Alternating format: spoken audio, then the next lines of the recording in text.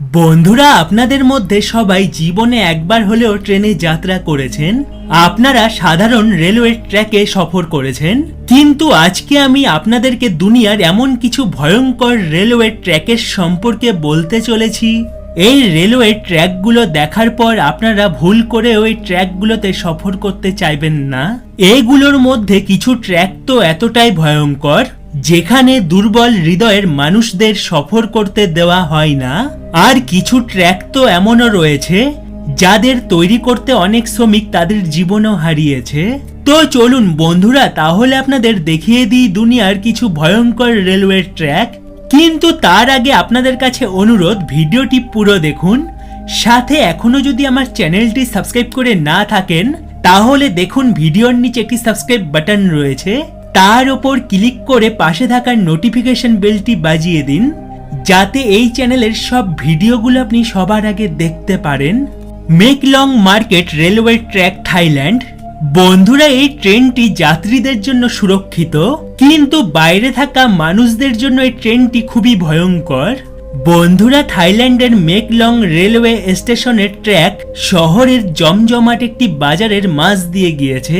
অবাক করা কথা, এই রেল লাইনটির ওপর এখানকার সব থেকে বড় সবজি বাজার বসে।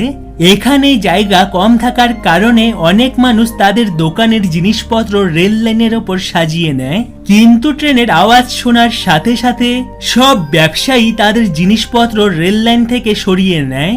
আবার ট্রেন চলে যাওয়ার সাথে সাথে সব মানুষ আবার তাদের ব্যবসার জিনিসপত্র রেল লাইনের ওপর সাজিয়ে বসে পড়ে।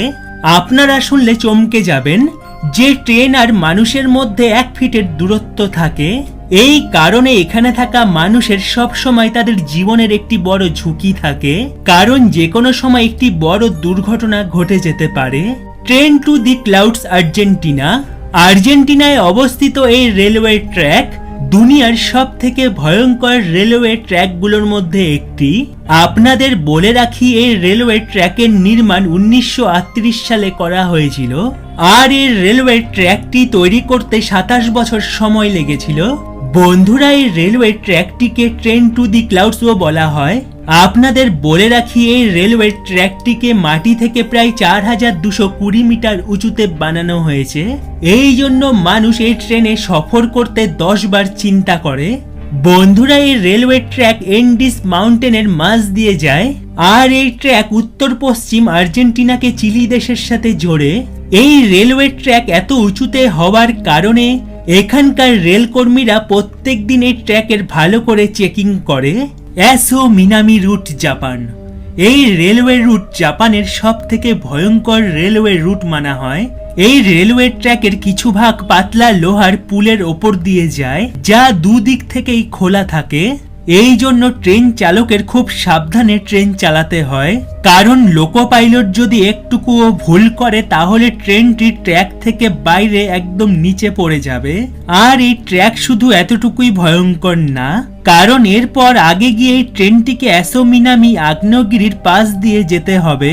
অ্যাসো মিনামি আগ্নেয়গিরি জাপানের সব থেকে ভয়ঙ্কর একটি আগ্নেয়গিরি, আর এখান দিয়ে সফর করার সময় যাত্রীরা ট্রেন থেকে দেখতে পায় যে ট্র্যাকের ওপর জ্বলন্ত আগ্নেয়গিরি রয়েছে।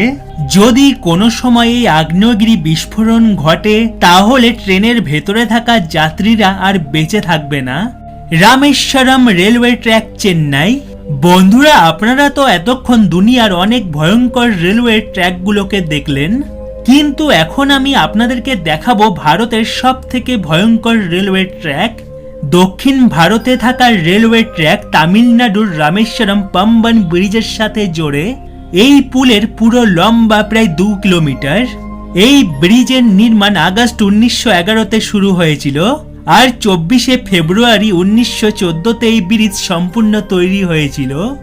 বন্ধুরা, এই ব্রিজের ওপর ট্রেনে সফর করা যাত্রীরা যখন ট্রেনে জানলা দিয়ে বাইরে দেখে তখন তারা চারিদিকে বিশাল সমুদ্র দেখতে পায়, আর যখন এই সমুদ্রে বিশাল ঢেউ ওঠে তখন ট্রেনের ভেতরে থাকা যাত্রীরা প্রচন্ড ভয় পেয়ে ওঠে। Death railway track, Thailand. বন্ধুরা, ডেথ রেলওয়ে ট্র্যাক থাইল্যান্ডের শহর ব্যাংকক। বার্মা সহ রঙ্গনকে জুড়ে। এই রেলওয়ে ট্র্যাকের টোটাল লম্বা প্রায় 415 কিলোমিটার।